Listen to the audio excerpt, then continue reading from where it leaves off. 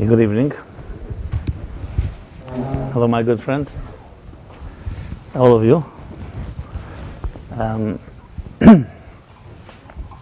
Both here physically, our good friends, and those in cyberspace, in outer space, and inner space. And welcome. My name is Simon Jacobson, and we're here to talk about corruption. You didn't read the email?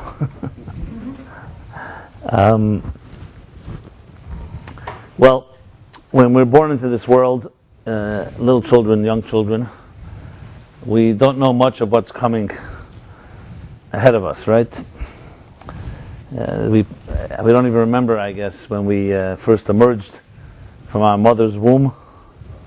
But the Kabbalists say, the mystics write, that one of the reasons a child cries when it leaves its mother's womb and enters into this material plane is because it's getting the last glimpse of the world it's leaving and entering, and the first glimpse of a new world that is quite different. And it cries because it's like when you leave a very pure environment and suddenly you see another world that is far from pure. It will cause anyone to cry. So a child gets that type of glimpse and then enters this world. But the first years of our lives, at least if we're born in a healthy home, we're pretty much protected and insulated from the pains of life. We're provided for, taken care of, and don't need to struggle to earn a living or to deal with the negotiations necessary to maneuver in this world, in this life. But as we grow, and thank God it's in stages, it doesn't happen overnight, we begin to get exposed to another type of world. I mean, first it's in school, when you begin to create relationships with friends. And then, of course, it's the first times you begin to experience disappointment and pain and deception. And the ball starts rolling downward, where you start experiencing and seeing that this world is not as pure as we'd like to believe it is. And of course, I'm sure everybody can remember, maybe you can't, the first time you really experienced a true shock of someone that you thought you could trust betraying you, or a broken promise, or some real disturbing experience. Of course, you could always argue that not necessarily maybe you were also at fault. But I'm talking about a situation which happens where you were the one that is hurt by some situation or by some person. And you experience what the Talmud puts as people who are echad b'peh, echad b'lev. That's a Hebrew expression which means people who say one thing with their mouth and they feel another thing with their heart. In other words, they're duplicitous. And they can smile to you and then stab you in the back. To use more contemporary lingo. The idea of not being seamless, not being truthful. And this duplicity becomes, unfortunately, a norm. You start realizing that really maybe most people are that way. And then everything gets reversed at some point in our lives, where initially we would give everyone the benefit of the doubt that they're saying the truth. And then at some point you say, you know what, I give nobody for the benefit of the doubt. Everybody's lying until proven innocent. Because you get hurt and you start seeing people do things in the name of self-interest and money and power and greed and selfishness and insecurity. I mean, the list goes on. And at some point, as I said, thank God it doesn't happen so quickly, because that would be real troubling if it happened overnight. At some point you suddenly see this world is a very harsh world and a very cruel world. And the reason I put it in this context, because we also don't want to get trapped the other way, where you become so controlled by circumstances, the dark circumstances, corrupt circumstances, and forget that there was once a life when you were younger where you weren't exposed to it all. So I know what many people will say, well, then I just wasn't aware, now I'm aware. But then the question is, what hope is there for us? If we come to the conclusion that this world is a jungle, and dog eats dog, and survival of the fittest in a cultural, social sense of the word, then really, where do we have any innocence left? Do we have any real hope for ourselves or for others left? So it's nice to say, listen, everyone else is corrupt except me. But remember, you're making a statement. Once you say everybody is, it means that you've also been somewhat polluted by it. And especially in our day and age, when we see what's been going on with the economy, and we've seen how little we can trust our own financial systems, and even the watchdogs, and what people were supposed to be, the checks and balances, also broke down. So though it may not be spoken about so much every day in the news, and only when another corrupt scandal breaks out, but we've seen enough in the last few years to not give people very much faith. So it's not a surprise. Everyone would love to hear that the financial markets and everything's just going to bounce back, and people are going to become secure again and start investing, and everyone's looking for that ray of hope. It's the natural thing to do. Maybe if the Republicans win, the Democrat, the whole thing. But these are all little blips. If trust has been betrayed, it doesn't go away that quickly. And trust has been betrayed. Now, nobody wants to say it quite bluntly because that's very depressing. That means there's nothing to look forward to. But let's be honest. How did anything change in the last 3 years? Just because there were a bunch of thieves who got rich on the back of others, or abused or manipulated the systems, and there was no one there watching. So what happens now? Suddenly everybody's become honest? Nothing's changed. There's no fundamental changes. Yes, the government can perhaps come up with some innovative ways of infusing cash. It's really like going back to the old patient that is sick and trying to some way revive it and convince everybody, it's back to normal. I frankly do not believe that that's going to happen. I think it's going to require a fundamental remaking of economic systems. Just like capitalism was not created in the beginning of time. Capitalism is only a few hundred years old. So let's not forget that it's not like capitalism must survive exactly the way it was. We just are disturbed. We don't like new systems. Nobody likes changes and shifts. Neither do I. We'd rather have a so-called predictable illness than unpredictable health, because it's predictable. It's consistent. At least it's something I'm used to. I don't want to hear there's I have to adjust to new realities. I frankly am of the belief that we are in a place of we're going to have to face a new reality, but it's going to take a while. No one likes. There's always the gasps of an old system before it goes down, and sometimes it can take decades. And especially when you're dealing with big corporations that have a lot of money and are not interested in new models, except if it's a model that makes them more money, it's going to take a while. Every transition, every revolution is one that always has some form of pain in between. And right now, I think we're just really at the beginning. If you ask and I'm not trying to be some economist here, even though no one even knows what an economist is, but it's another story. But I'm just using my own common sense based on as a student of history, a student of the human condition, and a sense of what's going on. The uncertainty is very profound, and I do equate it. Think of it in terms of relationships. If enough relationships around you have broken down, you can't just write a new rule in Washington and think everyone's going to say, oh great, now we're all going to get married, the relationships are back on course. There's been an abuse here.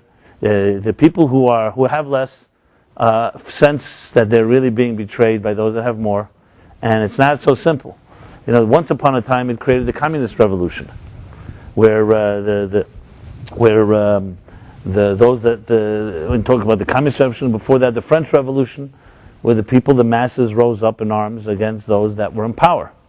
Today may not be that particularly in that way, but today it may be in a more subliminal way, but it's still, I think, going to be some form of revolution necessary. Now, it may come from the top. If it comes from the top, that would be great. If not, it will come from the bottom. But every system, at some point, if it's broken, is going to demand repair. And you can only fool people that much time, and it's not going to last forever. That's my take on the thing. Take it or leave it. But in context of what we're discussing, the fact is that this times we live in is a very good symbol of dealing with the forces of corruption or the forces of selfishness or whatever it may be. When times are tough, people sometimes brings out the best in some and brings out the worst in others. Unfortunately, the worst in more people than more often than not. So, in this context, both on a personal level and a collective level, thought it very appropriate because we're reading in this week's portion exactly this story. We have here the innocent Jacob. When I say innocent, it's not my words. The Torah calls him Ish Tam Yeshiv Ahalim. That Jacob was an innocent, pure man who was dedicated to study, to the divine, to spiritual activity. And this chapter, the essential theme of the entire chapter is Jacob being thrust into another world. He leaves his home, the story goes. He's running from his brother, but bottom line, he's also going to find a wife and build a family. But where he goes, as the chapter begins, he goes from Be'er Sheva, Vayeitzei Yaakov me Be'er Sheva. The chapter begins. He leaves a city called Be'er Sheva, which is a city till this day, still also embroiled in controversy. Be'er Sheva, and he goes Vayelech Harana. He goes toward the direction of Haran. Now in Hebrew, every word is precise. So the translation of Be'er Sheva means the seven fountains. Be'er in Hebrew is a fountain, Sheva is seven. It was a city that had seven fountains. Actually, some archaeologists have been searching for those fountains in the Be'er Sheva till this day. So it was the fountain of seven, you can say. Be'er Sheva, fountain of seven.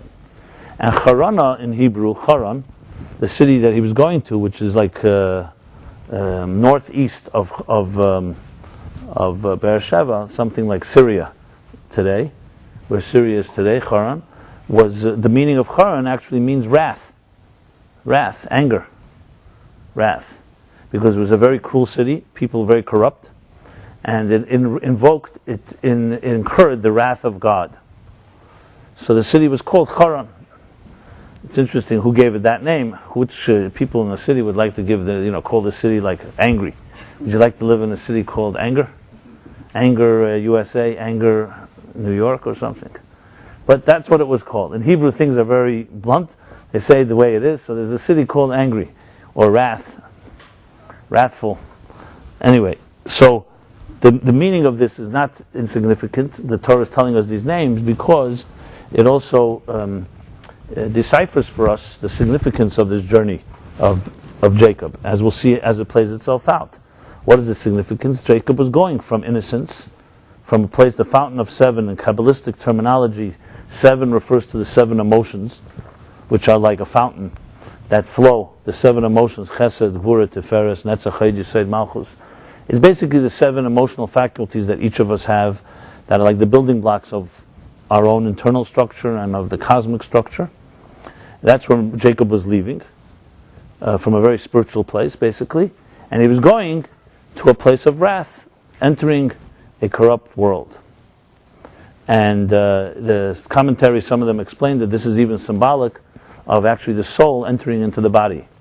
Be'er Sheva, every soul originates from the seven emotions in the world of Atzilut, in one of the spiritual worlds, and it enters into this physical, mundane, material universe called Haran, a place where God's presence is concealed, a place of darkness.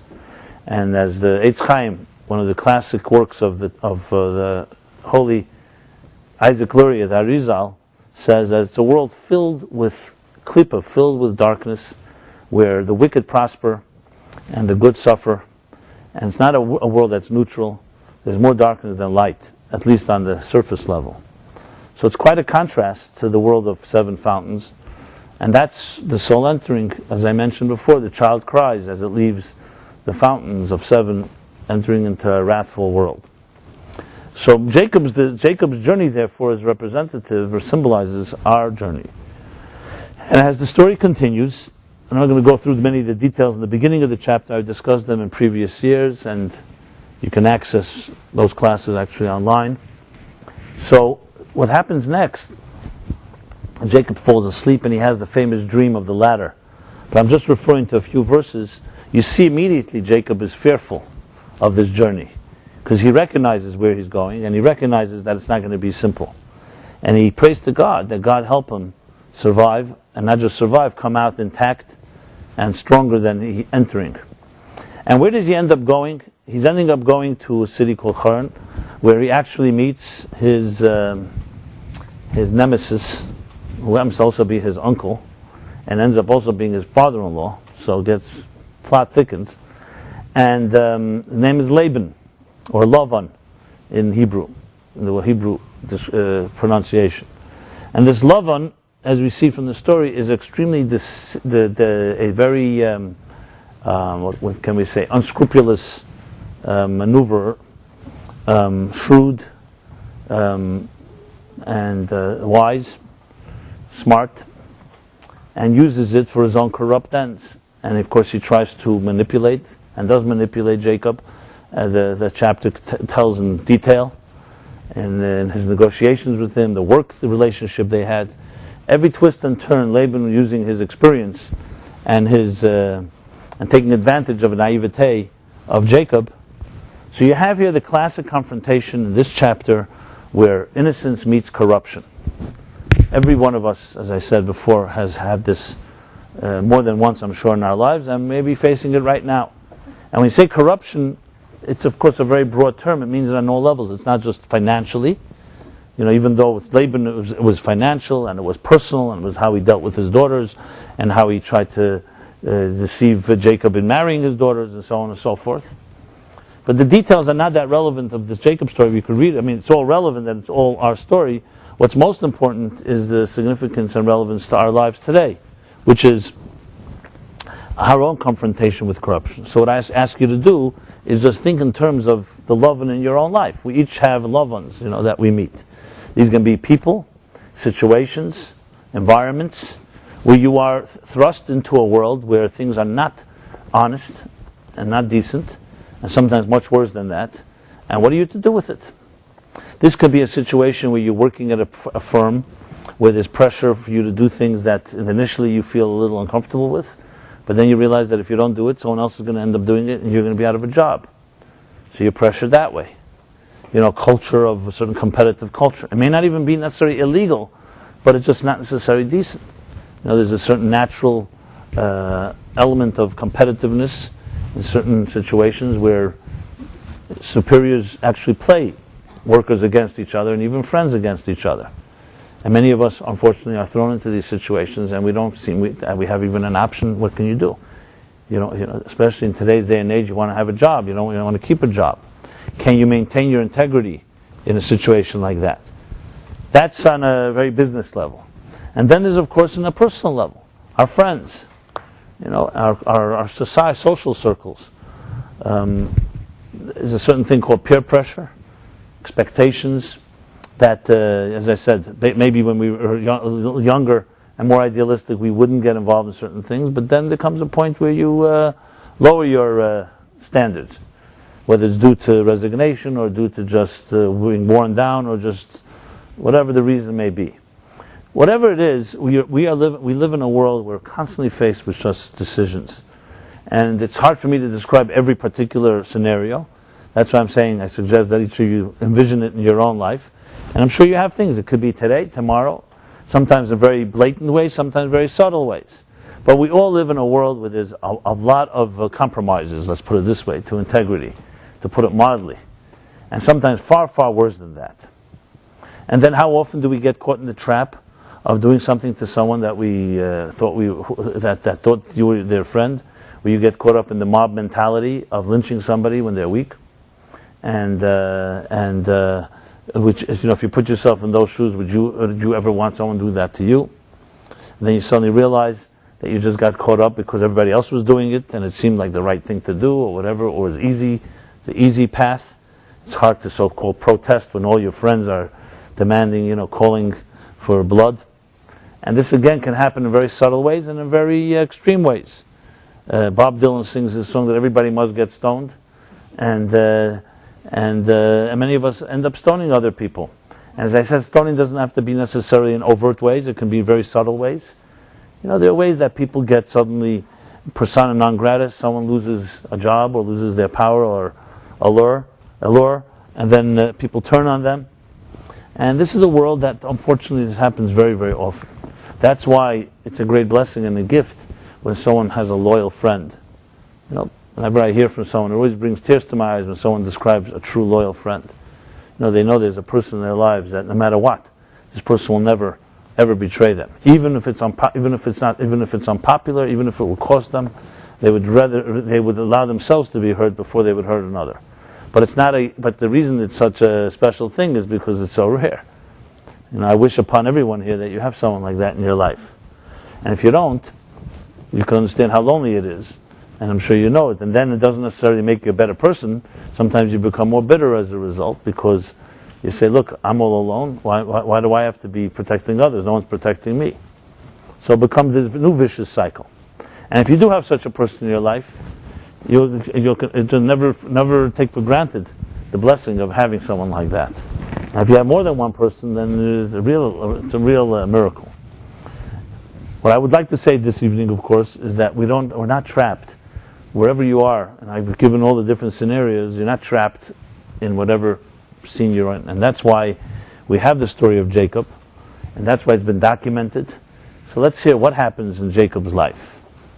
Okay, what happens in this confrontation between, as I said, between innocence, purity, meeting corruption. And he was, and this was all deliberate, mind you. He was sent there.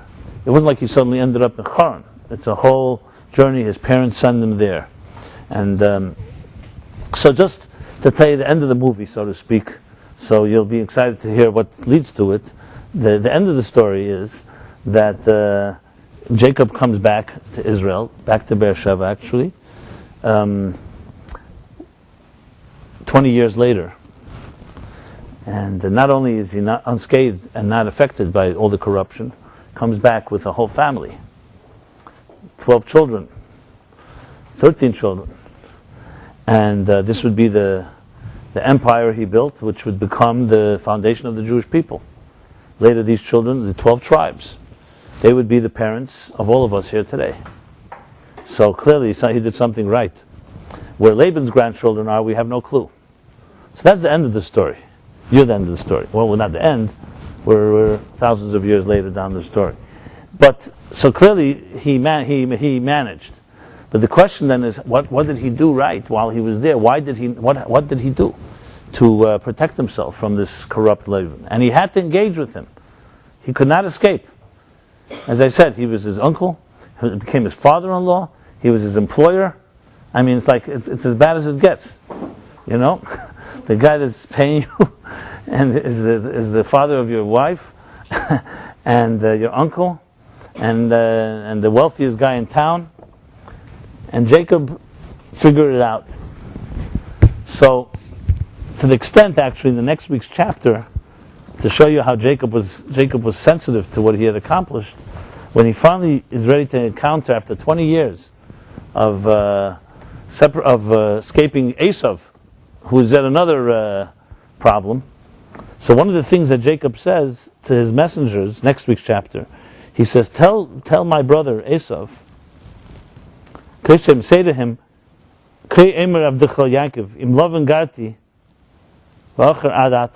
I live with Lavan, and now I'm ready to meet you. So the question is, why is he emphasizing that? So Rashi brings from the Talmud that in Lavan Gati means I live with Gati. In Hebrew, the word Gati is the same letters as Taryag. It's 613. In Hebrew, Tav Fray Shewed Gimel, 613. He's saying, I lived with Lavan and I still maintained keeping the 613 mitzvahs. He was basically sending a message to Esau that not only did I survive, but I maintained being on the highest spiritual level. So I have nothing to fear from you, and I come empowered. So Jacob was quite aware of what he accomplished. So what actually happened in Haran? And above all, what can we learn from it in our own confrontations today? Which, as I said, we all have. I should add one more confrontation, which I didn't mention, but I want to cover the entire spectrum. I mentioned at business the corruption we face, and always, of course, other people, never ourselves. And the corruption that we face in friends and social circles. And then there's the third thing, is in our own selves, in our own hearts and souls. We all know what sometimes we're capable of, not such beautiful things. So we sometimes have to confront our own ugly side. I just wanted to add that as well. So when we talk about confrontation with the Lavan, we're talking about the Lavan on all levels. Whether it's at work, whether it's in relationships. Remember, Jacob was also married, as I said, his daughters. And whether it's our own internal demons. Maybe when we're younger and more idealistic, we're able to fight our own our own temptations and our own selfish drives. But as you get older, sometimes you give up in some ways. So that confrontation with love also applies to our own personal confrontations. So what exactly happened when Jacob finally comes? So, as I said, I think it's vital to begin with where Jacob begins. Even before entering the fray, he prays to God and asked God for strength, because he knew that it doesn't come on your own. The first thing Jacob understood, that if you're traveling on your own, you're doomed, because you're no match. Even if he was just as wise and as shrewd as Lavan, then it's like a boxing match, where sometimes you fall, sometimes the other one falls. And Jacob did not want to go in in an equal way. He wanted to come with extra strength. So the first thing is connecting to something higher than yourself. That was Jacob's first wise move. So before even entering the battle zone, he came in with power. And God gives him the power. He says, I go with you because you've invited me into your life. And because I go with you, I will protect you. And you will come out of this place healthier and stronger and protected. And the expression, V'shavti b'shalom el beis avi. And that you'll be able to return in peace to the home of your parents. As I said, that you will return with, and he returns with an entire family. So let's talk about the significance of being connected to something higher. So there's that story, I think I've told it here. It's a story with Hasidic tale, they tell about two young wise guys who come to a town, and they were there for a Shabbos. They're spending time in some Russian town for a Shabbos. Now, before Shabbos, the custom by many is to go to the mikveh, to a ritual bath. So these Hasidim, they ask around, they ask where's their mikveh, a place to go that they can immerse themselves. And they said yes, there is, but nobody uses it during the winter. Because the winter months in Russia, and especially those cities, things get frozen, the slopes get frozen, and it's very difficult to reach that place in the mikveh, which was at the bottom of a very slippery slope. So they said nobody goes at all. They said, well, there's one older chassid, he's a 75, 80-year-old chassid. He, for some reason, he seems to know how to maneuver and get there. Now they were skeptics. They said that they don't believe that, so they decided they're going to follow this guy. And they say, this older chassid is barely able to walk, but when he gets to the slopes, he just makes it right into the mikveh. And these two started slipping, and before they didn't want to break their legs and arms, so they couldn't make it. They just waited till he came back. And when they met him, they said to him, "What was your secret? We're two guys in our 20s, and we couldn't maneuver on those slippery slopes, and you just were able to walk right in and go to the mikveh and come back and everything without any fanfare." So he said, very simple, he said in Yiddish, he says, "As mit zugebunden Eben fällt man nicht unten," which means when you're bound above, you don't fall below. When you're tied above, you don't fall below. Now, he didn't mean it in any arrogant way. He said it nonchalantly, as just a process. And this, if you think about it, is an unbelievable concept and principle that if we apply it to our lives would not only save us from many situations, but can really be the secret to transformation. What he was saying was that we live in a world where we all can slip, and we all do slip from time to time. We make our mistakes. As I said, we succumb to temptations, to fears, to uncertainties. We have all kinds of different things that stand in our way. So, how does a person do? How do you maneuver when you're walking on a slippery surface? Yes, you can learn to ice skate and maneuver that way, but even that's not a guarantee, especially when the ice is not exactly smooth. So there's another way. You connect to something that's higher than you are, so you're held in place.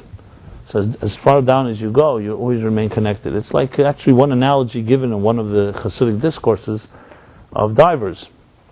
So we have scuba diving, but there's another form of diving, deep sea diving, and you've all seen it in films and so on, where the diver goes down to the bottom of the sea. I mean, as children we saw always divers getting caught up with octopi, or whatever it is, and their air pipe goes upward and is connected to the surface of the sea. And that's how they maneuver. And it's used as an analogy for the same idea. The point is that when you're in a precarious situation, you always need some type of force that's higher than you to keep you in place. Now, if you want a more contemporary analogy, think of the astronauts when they go into outer space. So yes, they're going maybe hundreds of thousands of miles from Earth, but they don't remain disconnected. Not only that, they're connected by radio, they're connected, all their instruments are being monitored here on Earth, and without that they would never survive. Because whenever you go into a situation that's not natural or that simple, you need to have some connection. Now, the thing is, we think life and this earth is natural to us. But if you really understood that we were like living underwater or in outer space every given moment, it would be natural that you need something higher than yourself to keep you in place, especially when times are shaky. So this is the concept that I didn't use the word yet, but is called faith, where you have a connection to something that's outside of yourself. To put it in more psychological terms, ein chavush mater atzmai, the Talmud says, a person that is in fetters, tied up, cannot free themselves. Houdini is a particular situation, and even he got himself into trouble at the end. But generally speaking, a person who's tied up needs someone else to untie you. If you're in a pit that is deep buried into the ground, you can't just climb out on your own. You need someone to throw your rope. Now that psychologically is the key to what the 12-step programs are about, and what called a support system. Why good friends, as I mentioned, loyal friends, are so valuable, because we're all naturally subjective, and that means being tied up in fetters. It doesn't necessarily mean physical ropes. It means we're subjective. So when you're in any dilemma or quandary, the biggest trap is not the quandary, is that you're subjective about how to find a solution. So you may come up with some type of concoction, which in essence is really very limited, simply because you're blinded. You're blinded by your pain, or you're blinded by your being trapped, or you're desperate, or just you're blinded by your own plain subjectivity. You don't know all the options. That's why when you go consult with an attorney, or with an accountant, or with a consultant, or with an advisor, or a friend of any sort, what you're really doing in essence is trying to get someone who has a fresh set of eyes, especially a trained set of eyes, who can give a perspective that you yourself can't get. It's very simple. So why is it so complicated in our lives? Because when it comes to emotional decisions, we don't always know that we have a blind spot, and sometimes pride comes into play. We minimize the problem. I mean, there are 1,000 reasons. And sometimes we even ask for advice and we don't follow it. That's also that's also been heard of on this planet, right? That idea. And often we give other people advice that we ourselves don't follow. That's also common. Why is all that the case? Because we are sometimes our own worst enemies. So what's the antidote to that? In a sense you could say this, how can you get out of that? Well, God blessed us with the power of being able to reach. If we were an island unto ourselves and each of us was completely isolated, then yes, you're trapped by your own subjectivity and that's it. You can't go anywhere. But we have the power of speech. We can speak to each other. And we can turn to each other. And you can reach to someone and you can and ask for an opinion. And if you don't have someone to ask for opinion, you get to someone who you do trust. Maybe you can advise someone. I mean, we can't find a solution. It's not easy and it's not comfortable. And sometimes you have to be very brutal and honest and courageous about a situation that you must find a solution. Many of us will minimize. It's not the first option we have is to go ask for help. But nevertheless, it's definitely doable, and you see it happens all the time. So the idea of being tied above and not falling below is critical in every situation in life. But especially if you have that as a preemptive measure, then no matter what you'll face, you have that to turn to. Because remember, once crisis strikes, it's very hard to start finding a loyal friend, saying, I wish I had a loyal friend I can turn to. It's healthy to have these friends before the problems begin. It's just like middle of a storm, you can't start reinforcing your house. Better to reinforce it before you preempt the situation, before the storm strikes. So that's exactly what Jacob does. In his wisdom, he knows he's going to Haran, he's going to a place of wrath. He didn't see it yet, but he could anticipate what's coming. He prays, and he asks for God's help, and God grants him that promise. So the first thing to preserve ourselves from any corrupt forces in life, there's a method. Jewish tradition, before we go out to work every day, we pray. There's an expression that says, Mebeis HaMedrash, that Mebeis HaKnesses lebeis HaMedrash, Beis HaMedrash lahanig behem minhag derech eretz, which means that there's an order. You wake up in the morning. In Jewish tradition, the first thing you do, you say Modani. You acknowledge to God that He's returning your soul to you. And then there are morning prayers. The custom is also to learn something in the morning. Some people have a little time, so they learn just something, a short thing. Perik Echad Shachris, Perik Echad Arvis, maybe just one verse, even one line. But many of us may take for granted the significance of this, but this is exactly what Jacob did. Because before you enter the daily marketplace, whatever your marketplace is like, you come armed. You don't just enter naked, because alone we'll never be able to necessarily survive, and definitely not be able to thrive amidst all the forces. So when you come in armed with that type of connected to above, it makes the journey somewhat easier. There's also an interesting Seder Hayom is a classic work from one of the Middle Age Torah scholars, and he writes about the prayer of Mincha. You know, in Jews, there's three prayers. There's the prayer in the morning, in the evening. Shachris Ma'ariv is in the evening, and Mincha is in the afternoon. So let's say now after they turn the clock, it's daven, let's say around 3 o'clock, 4 o'clock. In the summer months, it can be later. Before sun, it has to be, prayers usually from approximately an hour after noon, like 1 o'clock in the afternoon, till a little before sundown. So the Talmud says an interesting thing, that the person should be especially careful in the afternoon prayer, because Elijah the prophet was answered, his requests and prayers to God were answered during the afternoon prayer. So the question is asked, why is the afternoon prayer so special? You know, the morning prayer is a long prayer. The evening prayer, you say the Shema in the morning and evening. But the afternoon prayer is a very short prayer and doesn't seem as significant as the others. Not to measure significance, but it doesn't seem to have the same potency.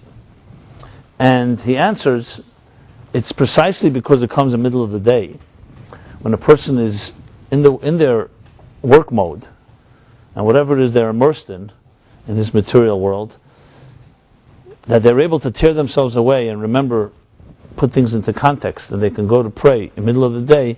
That's his power. So the morning prayer comes before work. The evening prayer comes after work. So relatively, it's easier. But while you're in the middle of some type of negotiation, or you're in the middle of some type of the immersion that's necessary when a person is involved in work, to be able to tear yourself away and put things into context, that requires a special type of strength. The ability to be connected above even while you're within the fray. And that's why that prayer has special power. I once heard from a professor, his name is Velvel Green, who lived in Minnesota. He's a macrobiologist, I believe.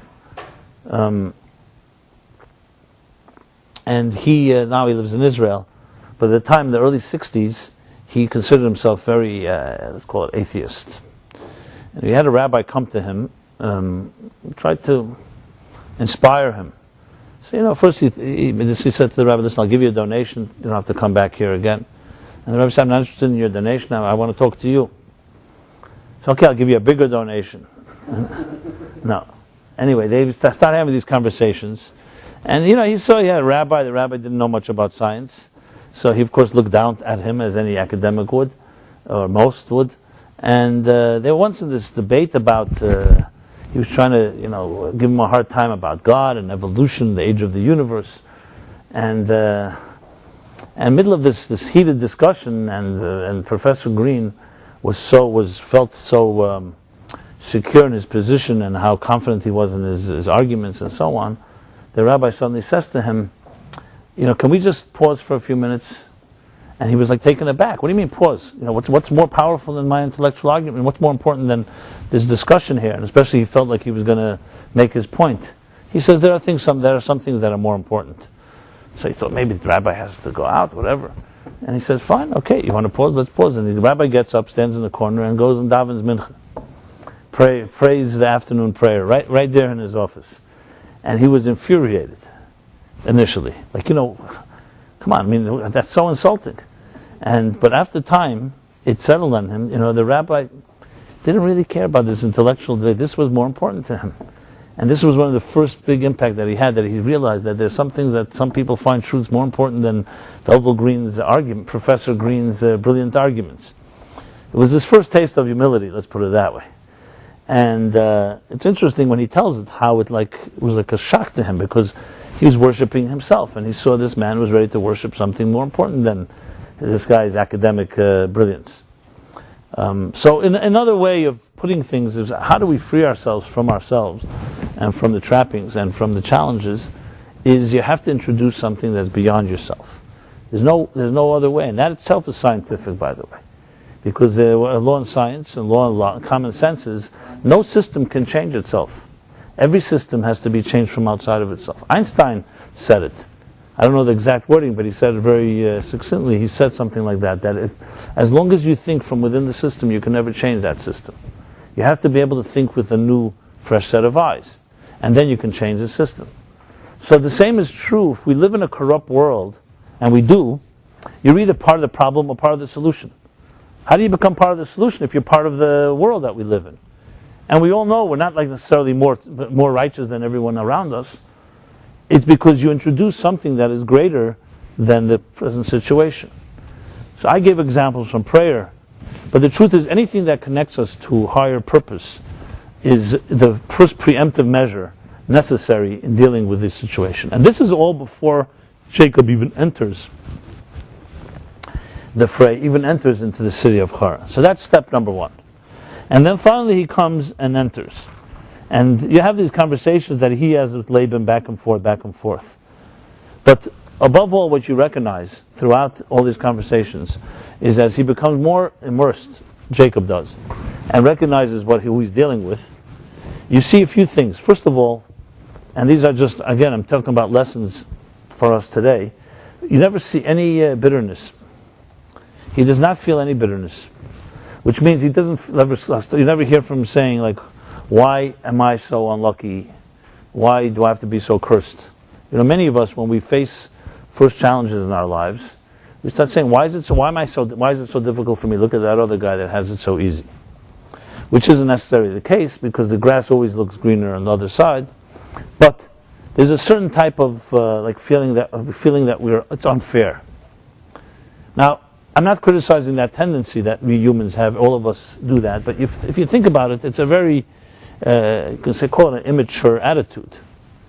First of all, in an interesting way, a person who faces a confrontation and recognizes that for every challenge I have, I also have the strength to deal with the challenge, is far more a confident person than someone who complains, why do I have this challenge? Because in a sense you're saying, I don't have the strength to overcome it.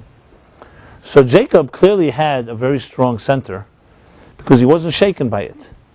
But it was real corruption. It's not like he wasn't disturbed by it. You see clearly statements that he makes throughout the chapter of how he was mistreated. In one place he even says, for 20 years I didn't sleep and I had to eat from the cold and the heat in order to survive here. But you never see it in a way of demoralization or breaking of his spirit. So clearly, we recognize from this that one of the traps is the way we react to things. Very often when people speak to me about different challenges or issues they have, I find that the first thing you have to deal with is clear the air, because there's so much anger and bitterness and a sense of feeling mistreated that doesn't let the person really begin to heal. I mean, just to use an example, maybe, I don't know if this example works, but I think I think it could be used here. God forbid if somebody gets into an accident and they're bleeding and they're brought into an emergency room. the first thing doctors have to do is stem the flow of blood. You have to stop the bleeding. You have to get out of line of fire before you treat, because as long as there's that impact, you don't have a stable situation. So often our own attitudes, our reactions to situations that challenge us, become also our worst enemies.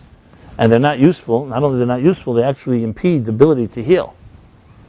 And it's not an easy thing to tell somebody. They say, your own attitude to this is the thing that's messing you up.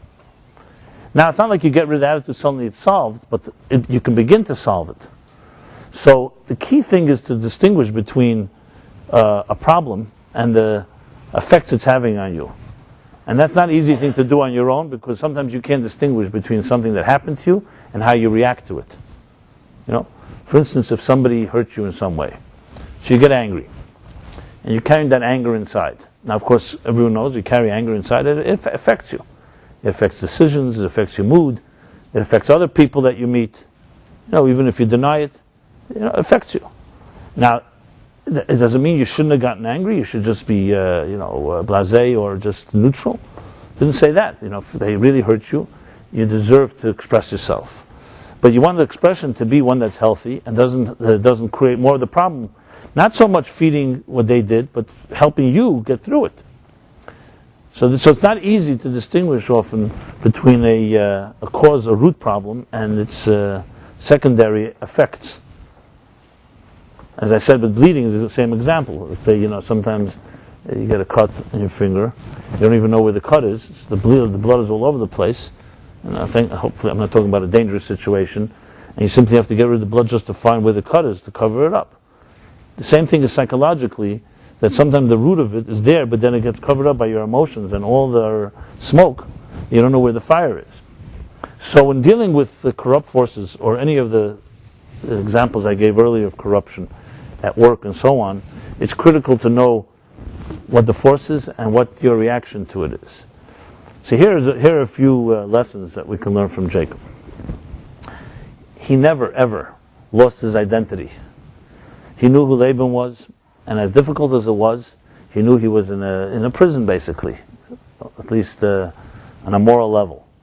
And he knew he didn't become a mentality of Laban. He didn't say the only way for me to survive is to be like him, which of course is a tendency. The other extreme is to escape into a type of ascetic lifestyle where you just avoid any type of challenge, which of course is not really practical in most situations. But to stay there, to stay in the situation and maintain the identity was the key trick, the key method that kept Jacob's sanity. And therefore, that did not allow him to be so impacted by the forces around him. What that means is, simply put, that let's say you're in a work environment, I mentioned earlier, where there are pressures for you to do things that you would not want to do. You have to compromise yourself. And of course the threat is your job. Look, the fact of the matter is, if you don't have a line that you draw, you may maintain your job, but you may lose your soul in the process. So if you're not ready to pay that price, there's very little I could say here. But I will tell you this, that Jacob did draw the line in the sand, and therefore was the person who not only survived, as I said, we're here thousands of years later to tell about it. So remember, compromise maybe works for the short term, but it never works for the long term. Obviously, I'm talking more generic terms because I understand the challenges that many people face, and sometimes they're very subtle. And it's hard to just devise here, and I don't want to be speaking from an ivory tower and judging or in any way criticizing anyone that has had to compromise themselves in the workplace. That's why you need to probably talk to someone that's knows your particular situation and know what is compromisable, what's not compromisable. But the key thing is to realize you have an identity, and your identity is yours, and nothing and no one can shape it if you don't want them to shape it. But it's very easy to give in. It's very easy to give in because it's the easier approach. It's less confrontational, and so on. But Jacob was coming with a very, as I said, connected above. So he did not allow Laban's behavior to impact him. Did he get angry? Clearly he got angry. But he maintained his sanity, and his center remained intact. He knew above all, that he was here for a mission, which leads me to the next point. I remember I heard this from his name is Rabbi Posner, the rabbi in Nashville, Tennessee, and he's there many, many years.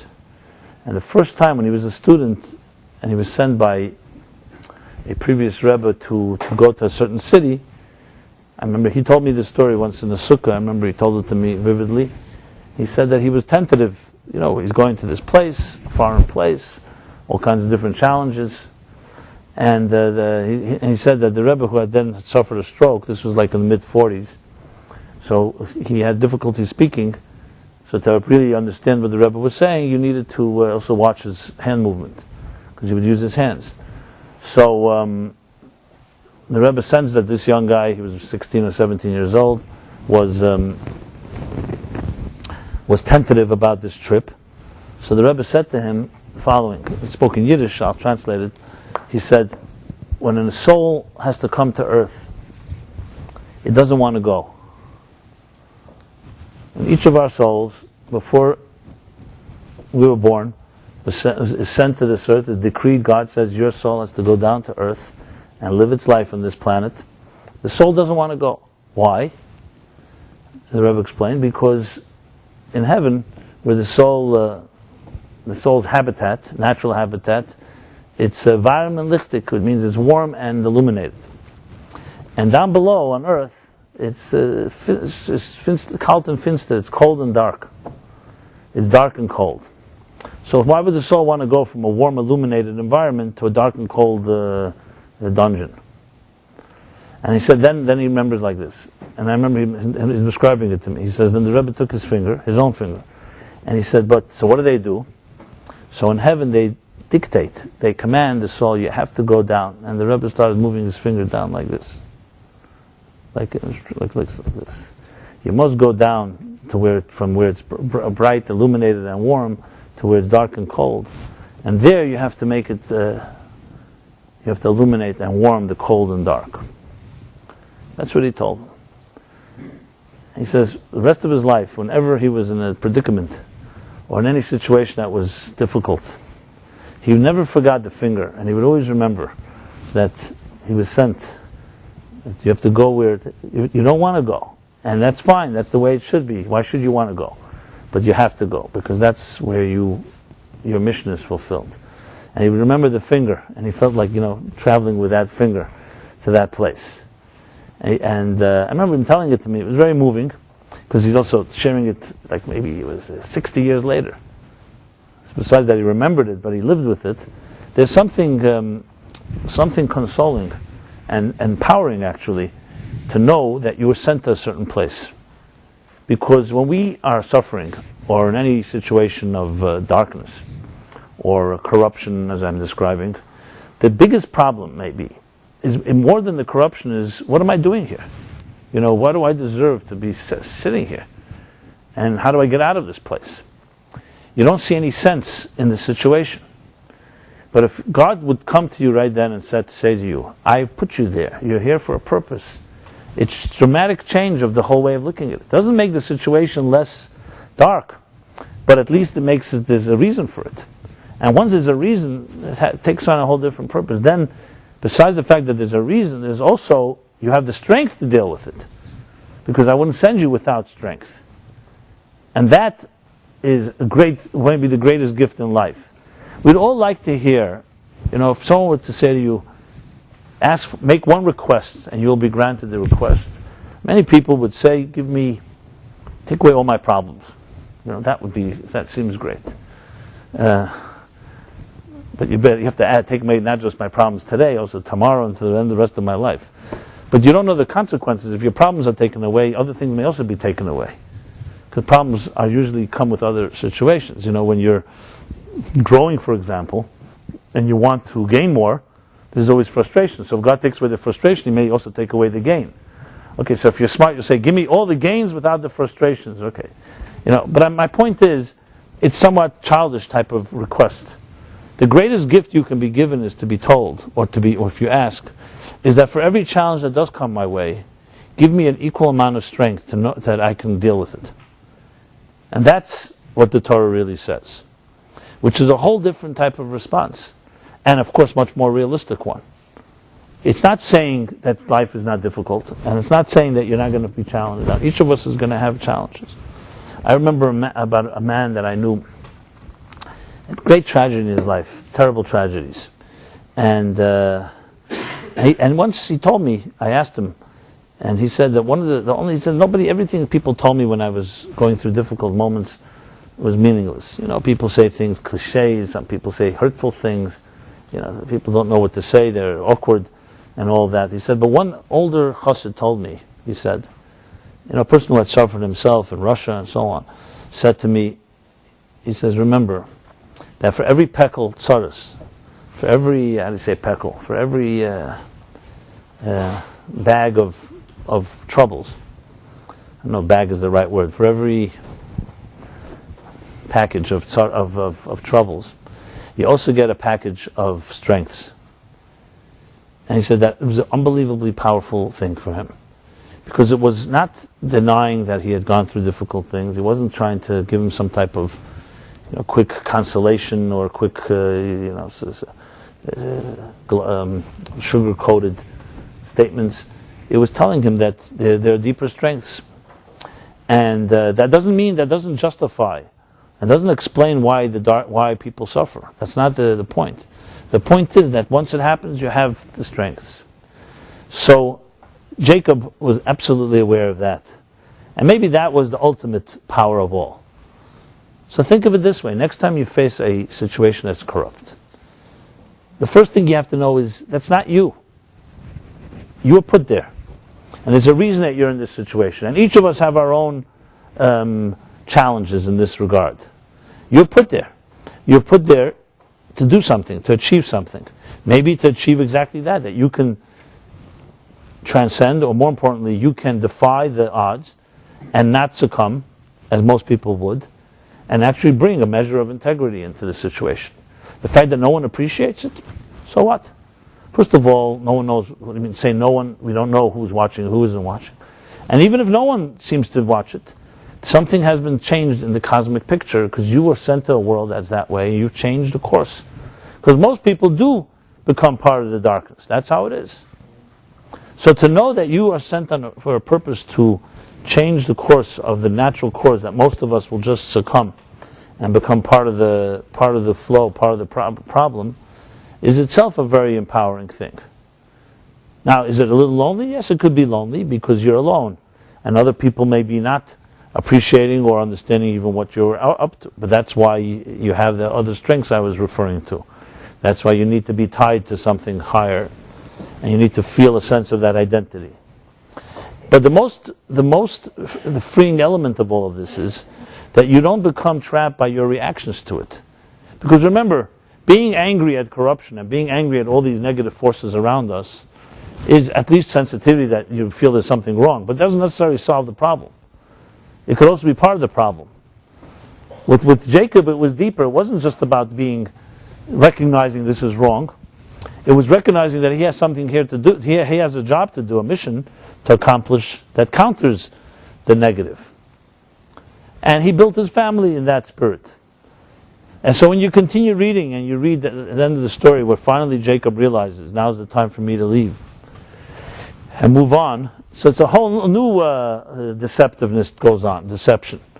So Laban comes to him and says to him, no, you haven't worked enough, it's my children, it's my grandchildren.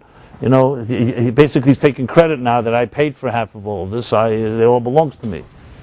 So Jacob, after all this, still has to go through a whole debate and dialogue with him. But the Kabbalah, the Baal Shem Tov says that the end of the story is when Jacob finally escapes. Because this also doesn't come so simply. He has to escape.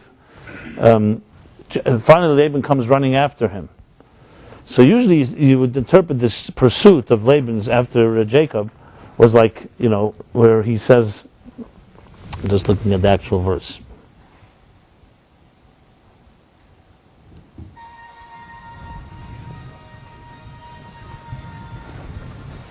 Was a little music while I'm looking? Just in case someone gets bored. Perfect time. You ever see those like blackouts on television or something, and they suddenly play this music out of nowhere? Right, so Laban comes chasing after him.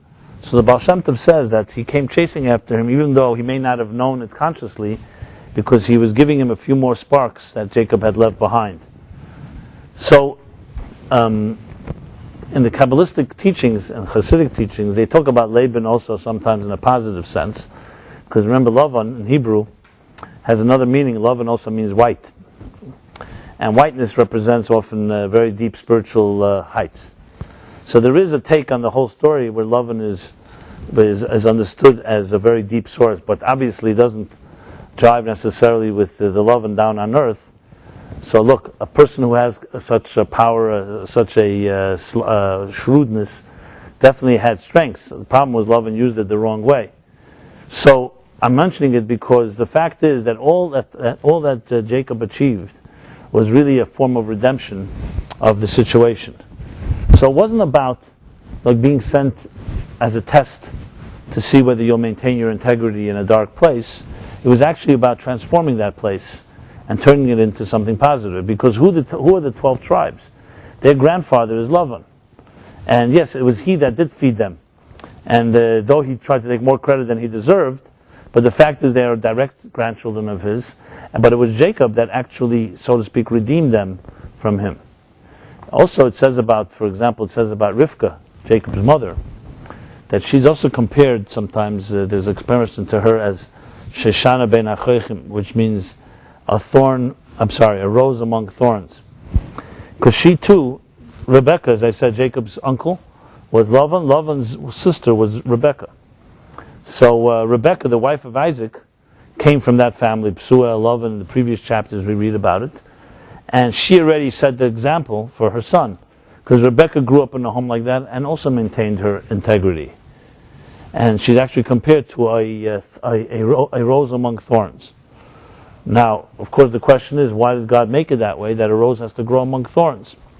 And sometimes when you want to get close to a rose and smell it or touch it, you can get pricked by the thorns. I've tried it, so I can tell you from first-hand experience. And so I'm sure today they have rose pickers and they have all kinds of ways to avoid the thorns. But still, it's interesting. And it became a metaphor, a poetic metaphor, a rose among thorns. Because in truth, this exactly captures the whole story of why the universe was, in the first place, created as a dark universe. And that goes back to the whole mission of it all. So you've heard me speak very often about the Lurianic doctrine of Symptom. It's called the secret of the Symptom. In Hasidic thought, in Kabbalistic thought, there's the concept of the great big black hole, considered to be the way God concealed his presence from existence.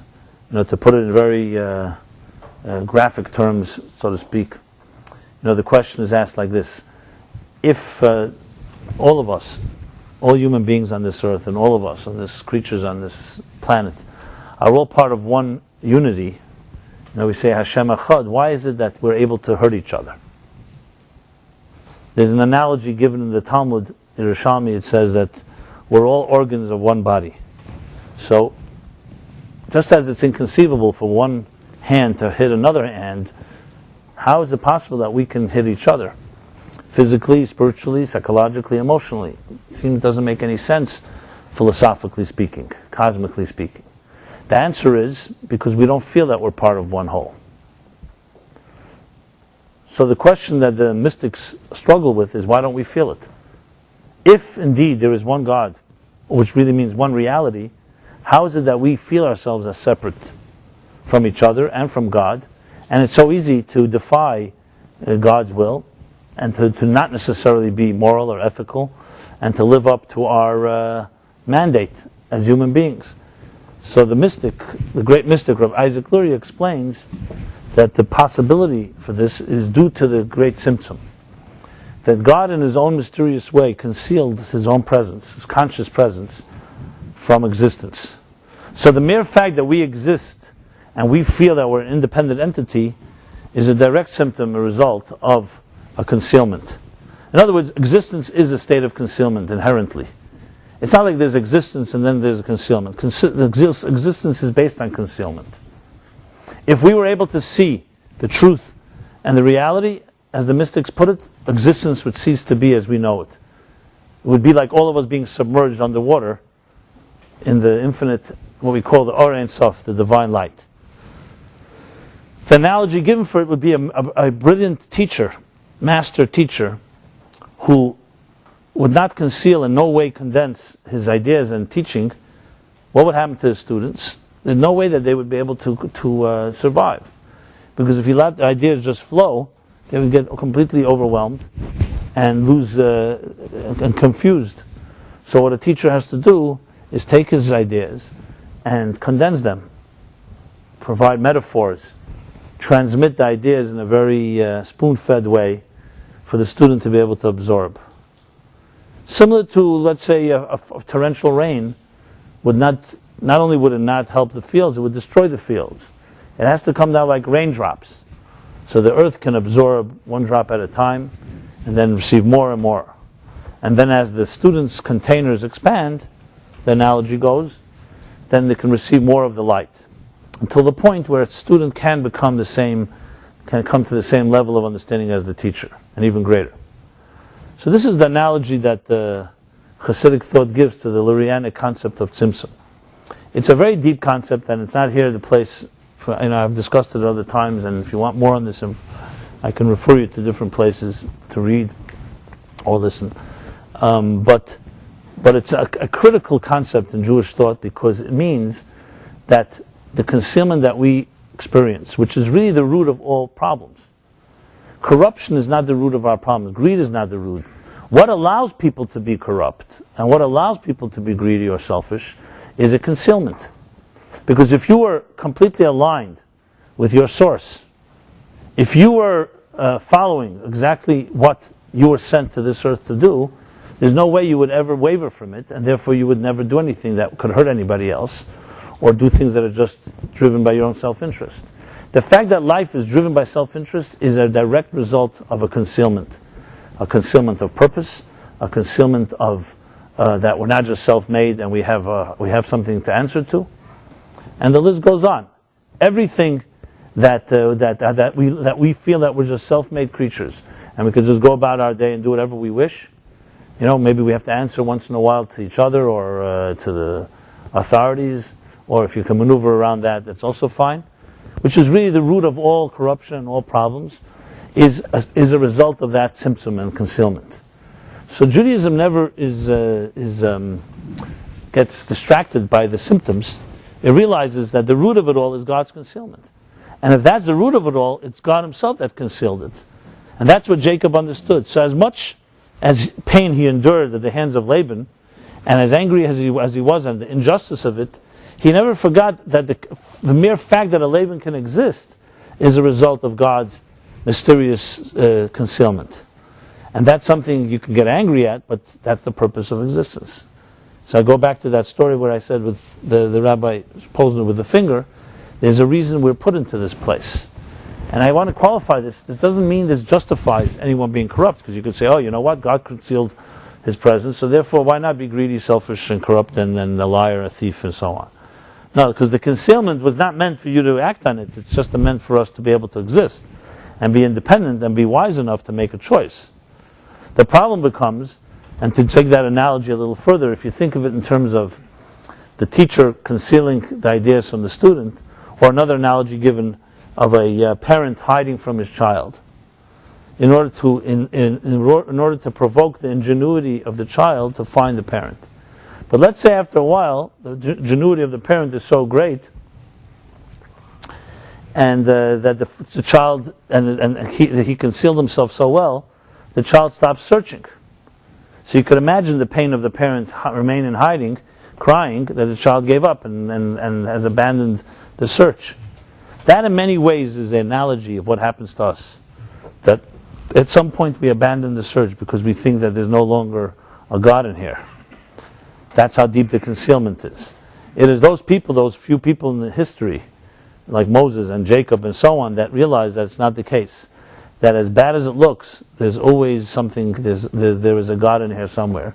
and they continue to fight, even though it may not seem logical. And they fight to reveal that spark that's there. And when they fight long enough, they prevail. So at the end of the story, you have Jacob actually prevailing. He prevails. Now, at the time when he was in that dark place, you would ask him, how do you know you'll prevail? It's just a certain confidence. It's a sense, and that goes back to he knew where he was coming from, so he knew where he was going. He knew the promise that he would return home, because he never forgot where he came from. Most of us forget. We forget our roots, and we forget our childhood. So now we get caught up in the storm. But if you remember where you began, and that's why I began this discussion this evening with children, you remember your inner child, and you remember that there was a point where you were once connected and had more idealism. And you know that there's a destination, there's a reason that you're thrust into this darker world. Then you're able to make it through. Now, of course, those are the people that travel the road less traveled. Most of us just get caught up in the whole thing, and by the time we realize life has passed by. And that's what's so sad about it. You know, you see it every day. Millions of people going through their rush hours. Everybody is consumed with tremendously important things. But in the large scheme of things, when you really think of, at the end of the day, most of us are consumed with the minutia and the details of the means, and not the end of it all, not the beginning and not the end. That doesn't mean we should not have details in our lives, but it means that the details have to be infused with a beginning and an end. A beginning and end means there's a journey. You were sent on a purpose, and there's something for you to accomplish. And most of us lose sight of that. I rephrase it, not only lose sight, we never had sight in the first place of it. But even if we did, it's very hard to hold on to. Because you're constantly inundated and constantly being assaulted every moment by all these forces. The forces are not always necessarily evil ones. They're forces for our attention, for our money, for whatever people trying to convince us that this is important for us, vital, indispensable. And to keep that type of focus is extremely difficult. That is why you need all these tools, as many as you can get. The ones I mentioned before, that in the morning you wake up, you have to put your mind in a certain perspective. At the end of the day, in the middle of the day, the mincha I mentioned. I mean, all the different methods that keep a person's head above water, that as the barrage and as the floods begin to attack, and all of us have our floods, you have something to hold on to. On a personal level, each of us, case by case, has different challenges, and at the same time also has different resources and different methods to use. But as I said earlier with Jacob, in love and garti, ultimately, what his final statement was that I lived and I maintained my connection through the 613 connections. Because remember, tayag mitzvah is connections. That was his ultimate savior. Now, you could look at Jacob and say, okay, he lived a difficult life. Things are pretty good today, the 21st century. You have like 3,000 different cable options every night or every day. You have internet. You have all the gadgets and connected 24/7 or 24/6, however your schedules work. But you're connected all the time, and it doesn't seem like we're living in a world of charan, of wrath, and definitely not a Laban. Well, I beg to differ that just because we have external prosperity and external comfort does not mean we don't live in a world of charan, or that there's no wrath. The concealment is there, the corruption is definitely there, and on all many levels. The only difference is that we feel a certain comfort. We don't feel we're enslaved. Jacob knew he was enslaved, just like the Jews when they were in Egypt knew they were enslaved. But if you think you're not enslaved, what can I say? That may be the deepest enslavement of all, because you feel that you're free. And the truth is, we are more trapped than we think we are. I don't say this to be negative. I say it simply to be aware. And look, I'm not the one that was necessarily charged with waking people up. You have to wake yourself up. But since you're sitting here and we're talking about it, might as well just for the record state it, that it's very easy to deceive yourself that you're there already and you're with it, when in truth the fact is that most of us are quite trapped, and in many different ways. And it's important to recognize, simply because half the cure of any illness is awareness. And that awareness itself is what allows us to be free. So to continuously recognize that we live in a state of concealment, and we have to constantly, that's the natural state of existence. And the effort that we have to continuously exert ourselves on an ongoing basis is to create connections, just like we connect here this evening, connections with the people we know, with the things we read, that give us perspective, that allow us to see that there's a bigger picture. And we don't have to wait for actual crisis to strike. Some of us are dealing with crisis right now, but we don't have to wait for that to strike. That you can preempt it by doing the right moves. Someone just asked me the other day, what is it that brings me pleasure? Someone asked me that question. And they meant to mean deeper pleasure, they didn't mean physical pleasure. And I said, I actually don't think about it so much, because thank God I'm blessed that I deal with many people all the time. Not always the best of circumstances. People have challenges. I deal with people that have challenges. But the fact that you're dealing with people and you are constantly being stimulated and you don't have time to think about what gives you pleasure is itself the most pleasurable thing. And is the deepest type of happiness. As you'll see, happy people are those that don't pursue it. Those that are trying to find happy pills or happy books or doing things that make them happy, it may satisfy them when they're that moment. But that doesn't create a happy person. That may create a happy experience at best. A happy person is a state of being. And it's a state of being that is it's in direct disproportion to how much you seek it. So, if you want another secret to life, is that the seeking of happiness is the first trap that you'll never find it. You'll find, as I said, you may find happy experiences. You may experience the verb of happy, but not the noun, not the state of being. So then you'll say, okay, so what am I supposed to do exactly? If I'm not going to pursue it, just wait around till it comes? No, help other people. Be involved in thinking about others, not about yourself. And you'll start seeing happiness emerge. So it's not about not doing anything. We're not talking about waiting for it to come your way. It's doing things, but it's not doing things about you. Because the focus on you, the self, being conscious of being happy is like someone saying, like the guy that said, so what are you into? He says, I'm into sports. Oh, really? That's great, right? How often? She says, once a week. And so where do you play? He says, I watch on football. We have to realize that just because, someone, the state of being wet, do you ask a question, for example, can a fish get wet? Or can water get wet? Water is wetness, it's a state of being. Those that are dry need to experience wetness, it's like a verb. So you experience it for a moment. True happiness, a true state of happiness is a state of being that it's not someone became happy or becomes happy or was happy. It's a state of being. That doesn't mean a happy person doesn't go through sad moments, and many times through tragedies and so on. But it doesn't mean they stop being happy people. And those moments, they cry. And those moments, they suffer. But happiness is a state of the soul. And it's a state that comes when you are aware of a sense of purpose, and that purpose is not about you. As soon as the focus is not on you, you start getting happier. Try it out. And I know it's counterintuitive, but think about it. So, Jacob was a happy man, though he suffered greatly. Later he tells Pharaoh, and Pharaoh asks him, how old are you? He says, I've lived short and painful years. But he's still a happy man. And he's a happy man because he knew his purpose. And he did suffer greatly with his children, with his brother, with Laban, it's on and on. Abraham and Isaac are not men of suffering like Jacob. Jacob is a model of someone who went through his whole life basically running, one way or another. And even we'll read that when he finally comes back home and everything seems peaceful and he wants peace, so Kaftzalav Rugzeh Shel Yosef, he just has a new set of problems. His sons decide to sell, or he thought to kill their brother Joseph. He didn't know to kill, but Joseph disappears in Jacob's mind for 20-some years.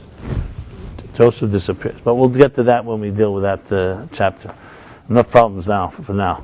But the main thing is the story is not about problems. The story is about solutions. And I just try to cover some of the highlights. I think it would be helpful if my suggestion would be if you read the chapter yourself, just keep it in mind that it's about you, that the story is about you. And I guarantee you'll find people, maybe they're not called Lavan or Laban. You could find other names for them. Everyone has their Laban in their lives. Tormentors. And sometimes it's people, sometimes it's situations, sometimes it's psychological state of mind. And then the challenge is to find the Jacob inside of you to see how you can counter it. And the solutions are there. To sum up some that I suggested, that I pointed out rather, are the ones that Jacob beginning, praying, connecting to above and not falling below. The second, that he always knew what his identity was. He did not get shaped and defined by his troubles. He experienced troubles, but he didn't become a product of them. And finally, that he maintained and understood his mission, that he came there for a purpose, which gave him the strength, and to know that he has the strength to overcome it. And he did. He built a family and a home, which just this week actually I was telling someone who I usually am not so blunt with this person, because I decided enough is enough. I'm losing my patience, not because I'm getting old and grumpy. Just with this individual, I thought it was time to say something. So here's this person I know quite a few years, let's say 12 years, and he's working and he's building a career and blah blah blah. And he's a good guy at many levels, but he's busy with his own personal, let's put it this way, life. And I've been subtly trying to suggest to him as he comes to me. I mean, I don't impose myself, but he asked me for different advice. I told him maybe it's time to settle down and build a home and a family. And of course, he always has his excuses and reasons. Bottom line, it's an option for him. When it's an option, things don't happen when they're optional. You have to be a little desperate for something. Especially relationships are not easy, so you have to really want it. But he's gotten his own comfort zone. So I said to him, then recently he had a crisis. So we were talking this past week, and I said to him, here's Jacob. He's faced with a bigger crisis than yours. And what does he do? Not only did he get married, but he got married, he had 12 children, 13 children. And 12 are born here, one was born later. And that's what he built, and that's what he left. So maybe that's what you have to do. Anyway, first he had a very negative reaction to me, like I don't understand his situation and all that. And I said, the hell with it, I don't care whether he thinks I understand or I don't understand. I just told him the way it is. I said, and look what Jacob left, and look what you're going to leave. Anyway, I know that I put him in a little bind, because he's now in somewhat of a depression as a result. Not just because I said it, because he knows it's true, and I think I did the right thing. He may be listening into this, so if you are, I'm reinforcing it, I'm not backing off. Just for the record. Now, I'll see if it works. I'll let you know. He's unfortunately trapped in the single life of New York, which is very tempting and seductive. But I hope that this time maybe his crisis is strong enough to finally kick him in the pants. But I think about it, look, the fact is we're here almost 3,500 years later talking about a Jacob. And he went through corruption, it's documented. And what we're left is, as I said, the end of the story, or a big part of the end, is us here. He had his children. The corruption is long forgotten. Laban and his progeny don't exist. At least nobody's laying claim to him as an ancestor, even name of celebrityhood. And we're here. So I think that tells the whole story. Enough said. So I wish upon everyone a week of building your home, your family, those that need to find and pursue their soulmate and finally build something that is going to be perpetual and will be immortal, shall do that. Find the person you love. Love itself is immortal. And we should recognize that whatever challenge comes our way, as I said, you have to know two things: that you were sent there, and two, that you have the strength to deal with it. So of course, my blessing is that no one should have to deal with any serious trauma or difficult situation. But once you're there already, it does not mean that we have to be overwhelmed or terrified by the prospect, and recognize that we have the strength, and God has confidence that you can do it. And the key then is to access that confidence and build on it. So please see me as an ally and a friend in any way that we can all help each other. As I said, we all throw a rope to each other at different times, someone to lean on, and I hope I could lean on you as well in my situations. And as one, we become connected, and we transcend, we defy the symptom, the great concealment that so consumes our lives, and we can do a little to counter that force by bringing some light into this world. So thank you everyone again. It was great spending time with you. I'll just make one or two announcements before we conclude. Tomorrow night Philip will be giving his class 7 o'clock right here, as well as I will of course continue every Wednesday unless notified otherwise. If you have not left your email address, please do so we can stay connected. And I send out a weekly email for those of you that don't receive it. I'd love to be able to send it to you. And what else can I announce? Anything else that's coming up? Well, anything new coming up we'll be announcing either here or in the emails. And again, it's an honor to speak to you, an honor to intersect with your souls in this sacred journey called life. Thank you so much.